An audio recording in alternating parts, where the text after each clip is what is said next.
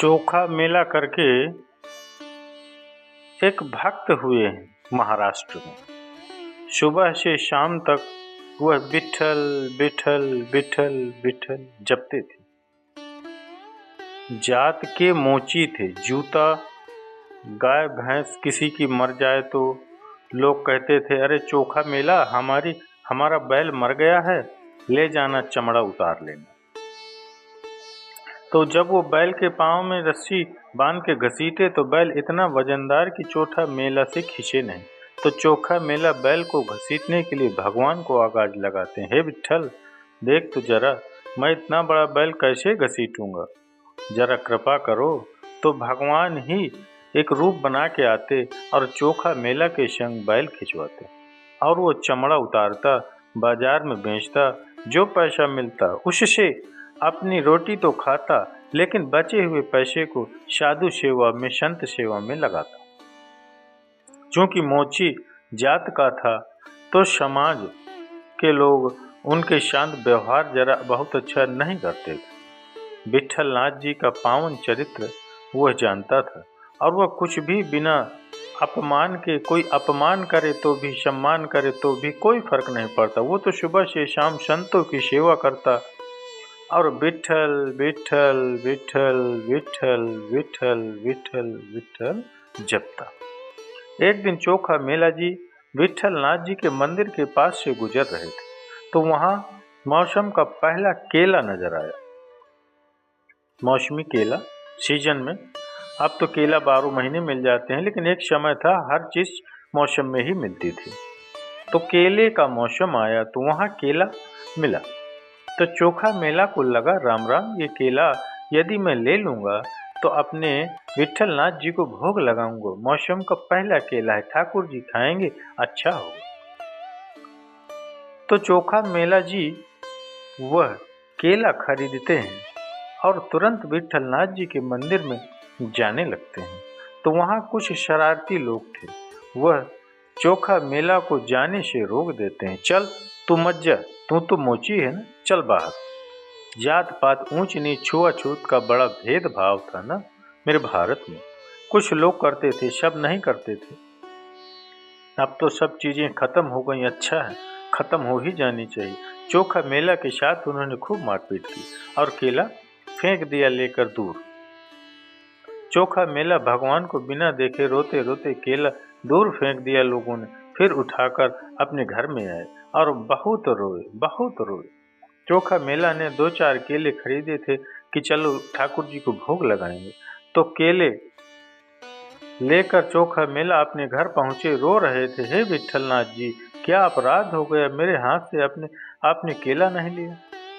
अरे अपना दर्शन नहीं करा सकते थे तो मुझे इतना निकृष्ट क्यों बनाया है, क्या अपराध था मेरा। चोखा मेला जी रोने लगे और रो रो के विठल नाथ जी को पुकारने लगे। तभी विठल नाथ जी के मंदिर में पुजारियों ने, शाम का वक्त था, रात्रि हो गई, आखिरी भोग लगा और ठाकुर जी के पट बंद हो गए। और जब पट बंद हुए तो वहां चोखा मेला पूरे दिन से रो रहा था कि आज मेरे से अपराध हो गया। ठाकुर जी के लिए केला लिया और उन्होंने तो ग्रहण किया ही नहीं, अब मैं कैसे खाऊं।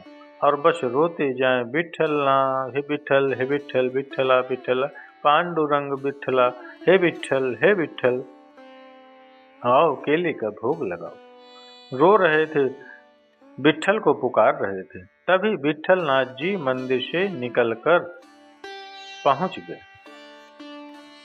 कुंडी खटखटाई, दरवाजा, अरे चोखा मेला मैं आ गया।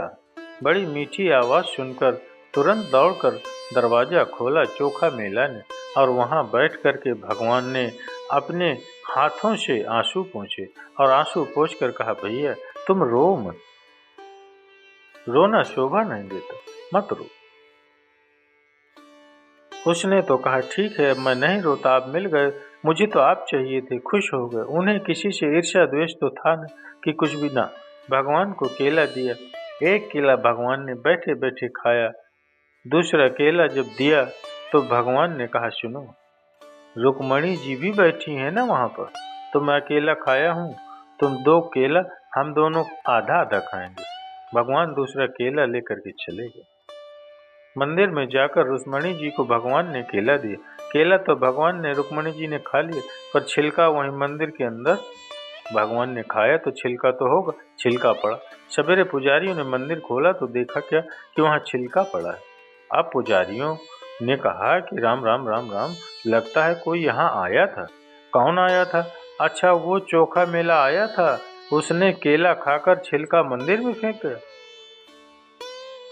अब सारे मंदिर के लोग जाकर के चोखा मेला के घर में घुसकर खूब मार लगाई, खूब मारा, इतना कस के मारा, नस नस ढीली कर दी चोखा मेला की।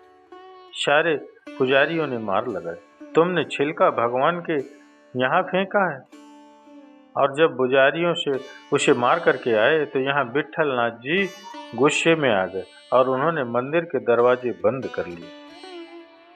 पुजारियों ने खूब प्रयास किया, दरवाजा नहीं खुला। अब पुजारियों ने हाथ जोड़कर कहा, हे भगवान, कोई अपराध हो गया क्या? हमसे कोई गलती हो गई क्या? आप नाराज हो गए क्या? तभी आकाशवाणी हुई, अरे मूर्खो, तुमने मेरे भक्त को बड़ा सताया है। मैं तुम लोगों का मुख देखना नहीं चाहता। बड़े ज्ञानी बने फिरते हो, तुम्हारे पास ज्ञान तो बहुत है पर भक्ति से शून्य हो। और वो चोखा मेला मेरा परम भक्त है, उसके पास ज्ञान नहीं है पर वो मुझे प्रेम करता है, दिन रात मुझे याद करता है। सच्चा प्रेमी है, न किसी से द्वेष रखता है, न किसी से घृणा करता है, न किसी से नफरत करता है। कोई उसे राम राम कहे, कोई उसे हाथ जोड़कर प्रणाम करे तो भी खुश है, और कोई गालियां दे दे तो भी खुश है। वो अपमान सम्मान से ऊपर उठा हुआ। और तुम ज्ञानी, तुम झगड़ा करते हो, मैं तुम्हारा मुख नहीं देखता।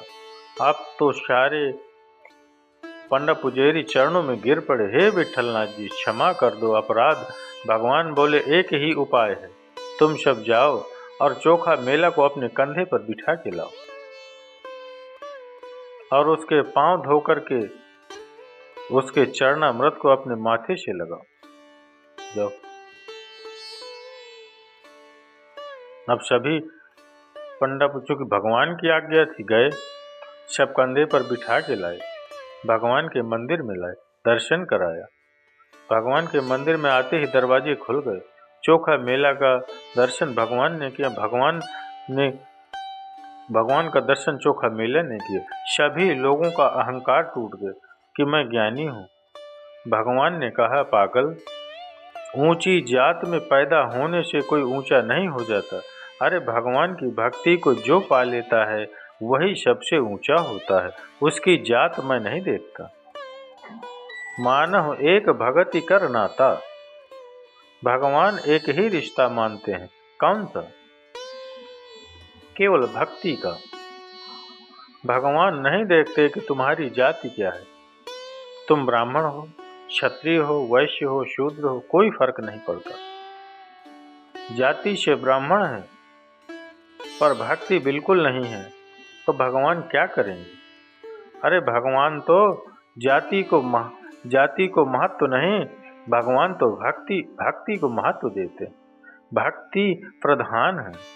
इसलिए उस मंदिर से अब नियम बनाया गया कि चोखा मेला की भगवान की भोजन की भोग की थाली चोखा मेला को मिला करेगी और चोखा मेला जब तक रहे विट्ठलनाथ जी का प्रसाद ग्रहण करते रहे। एक दिन क्या हुआ, देखो, चोखा मेला इतने बड़े भक्त थे कि भगवान उनका पक्ष लेते थे, लेकिन वह अपना काम करते थे, वह मजदूरी करते थे और मजदूरी करने से जो पैसा बच जाए, भाई उन्हें तो खुद को खाना कितना, जरा सा खाना, और वो भी भगवान के मंदिर से उनको भोजन मिल जाता था, प्रसादी मिल जाती थी। तो जो पैसा बचाते थे ना वो, तो उससे वो साधु सेवा करते थे, संतों की सेवा करते थे, संतों को भोजन कराते थे। एक दिन वो मजदूरी करने गए थे कहीं, तो चोखा मेला जी भजन गाया करते थे, बढ़िया बढ़िया भजन गाया करता थी चोखा मेला जी। तो एक दिन चोखा मेला जी मजदूरी कर रहे थे, तो जहाँ पर वो काम कर रहे थे वहाँ पर 8-10 मजदूर और थे। अचानक वो दीवार गिर पड़ी जो बनाई थी और सारे मजदूर उस दीवार में दबकर मर गए। उसमें चोखा मेला भी थे। जब चोखा मेला मर गए, मृत्यु हो गई, तो नगर के लोगों ने कहा, अरे राम राम, ये कैसा भगत था, दीवार गिरने से मर गए और सारे मजदूरों के जैसा मरा है। अलग से तो मृत्यु इसकी हुई होती तो मानते कि ये भगत था। अब ये तो कोई भक्त वक्त है ही नहीं, ये कोई भक्त वक्त नहीं था। अब बड़ा वहां पर लोगों ने उसका अपवाद खड़ा किया उसके खिलाफ। उस समय के संत थे श्री नामदेव जी। नामदेव जी को जब यह बात पता चली कि चोखा मेला के बारे में लोग ऐसा ऐसा बोल रहे हैं, जबकि वो तो उच्च कोटि के भक्त थे, तो चोखा मेला का पक्ष लेकर नामदेव जी विठलनाथ जी से बोले। ये नामदेव जी वही हैं जिनको विठलनाथ जी ने 28 बार दर्शन दिया था, ये वही नामदेव जी। तो विठलनाथ जी बोले कि प्रभु, कि ये गांव के लोग, नगर के लोग कह रहे हैं, नामदेव जी बोले विठलनाथ भगवान से कि ये गांव के लोग तो कह रहे हैं कि ये कोई भगत तो था ही नहीं। अरे भगत होता तो मजदूरों की तरह, सबकी तरह दब के मर जाता, उसकी कोई अलग से मौत होती तो समझ में आता कि ये विमान आता, ये कोई भगत थोड़ी था। तो नामदेव जी ने कहा, प्रभु मुझे तो पता है कि वह बैकुंठ गया है, लेकिन उसके बैकुंठ जाने का कोई सबूत आप दीजिए, तब ये नगर वाले मानेंगे और इनका मुख बंद होगा। तब भगवान विठलनाथ जी ने कहा कि सुनो नामदेव, जाओ वहां जितने मजदूर मरे हैं सबकी हड्डियां कान से लगाना, जिनकी हड्डियों से विठल विठल की आवाज आ रही हो, समझ लेना कि वही चोखा मेला है। अब सबकी हड्डियां कान से लगाई गई, किसी की हड्डी से आवाज नहीं आई, पर चोखा मेला की जब हड्डियां, उनकी जब अंतिम संस्कार हुआ तो हड्डियां बची, कुछ अवशेष बचे। जब उन्हें कान से लगाया गया तो उनकी बची हड्डियों से विठल विठल विठल की आवाज आ रही थी। सारे नगर ने सुना, तब यकीन हुआ कि जिनकी हड्डियों में विठल बसे हैं, उनके हृदय में विठल कैसे बसे रहे होंगे। जिनकी हड्डियों में विठल बसे हैं, उनके हृदय में विठल कैसे बसे रहे, कैसे होंगे बसे रहे हैं। प्रिय भक्तों, भगवान सिर्फ प्रेम देखते हैं। हम ये नहीं कह रहे हैं कि तुम अपना काम छोड़ दो। चोखा मेला ने काम नहीं छोड़ा, काम करते हुए भगवान को पाया, इसी शरीर से पाया, इसी युग में, कलयुग की कथा है। ना जाने ऐसे कितने भक्त हैं। श्री नामदेव जी ने विठलनाथ जी को पाया, संत ज्ञानेश्वर ने विठलनाथ जी को पाया। ऐसे कितने महान भक्त हैं जिन्होंने विठलनाथ जी का पवित्र दर्शन अपनी इन आँखों से इसी कलयुग में किया है। इसलिए केवल भगवान की भक्ति करके जात पात ऊंच नीच भूल जाओ भैया। मैं किस जाति का हूँ, कैसा हूँ, मुझे कुछ याद नहीं। मैं केवल भगवान का हूँ। मैं ब्राह्मण बन के नहीं, क्षत्रिय बन के नहीं, वैश्य बन के नहीं, शूद्र बन के नहीं, मैं भगवान का बन के रहना चाहता हूँ। जैसा हूँ भगवान का, केवल भगवान का बन के रहना चाहता हूँ। मेरी एक ही जाति है, मैं भगवान की भक्ति करना चाहता हूँ। मैं केवल भगवान का हूँ। अब भगवान का हूँ, इसी को आप कोई भी जात मान लीजिए। क्या फर्क पड़ता है कि मैं ब्राह्मण हूँ, क्षत्रिय हूँ, वैश्य हूँ, शूद्र हूँ। अरे रशखान तो मुसलमान थे, उन पर भी भगवान ने कृपा की कि नहीं। ऊंच नीच का कोई भेद नहीं है भगवान के आगे।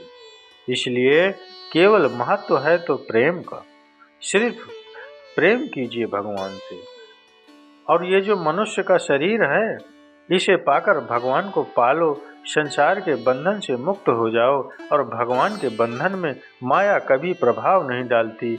आप यदि संसार से जुड़े हैं तो माया आप पर प्रभावी होगी, पर आप भगवान से जुड़े हैं, समर्पण भगवान में है, तो संसार की माया आपको कभी व्यापेगी नहीं, कभी व्यापेगी नहीं, आपको कभी नहीं व्याप सकती आप पर। मैं जानता हूं इन बातों को, शायद आप भी जरा भक्ति करो तो सही, सब जान जाओगे। ये जो मैं बोल रहा हूँ, ये कोई रटी हुई बातें नहीं हैं, ये अनुभव की चीजें।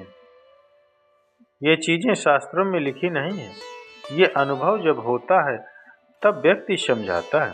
कबीर दास जी ने भी यही समझाया, सूरदास जी ने भी यही समझाया, रैदास जी ने भी, रसखान जी ने भी यही समझाया है कि भैया भगवान के बनोगे तो संसार अपने आप तुच्छ लगेगा, फीका लगेगा। एक बार बन जाओ भगवान की, बस मन क्रम से बन जाओ। मान अपमान से उठना, आप बहुत बड़े भक्त हैं भगवान के, इससे ये नहीं कि आपका अपमान नहीं होगा।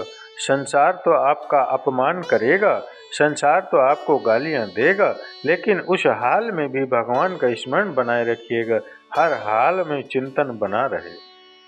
तो चलिए मित्रों, माताओं, बहनों, अगर आपको ये कथा अच्छी लगी हो तो इसके लिए एक लाइक अवश्य करिएगा और कमेंट्स में जय श्री राधे कृष्ण, जय विठ्ठलनाथ की जय, जय पांडुरंगा की जय अवश्य लिखिएगा।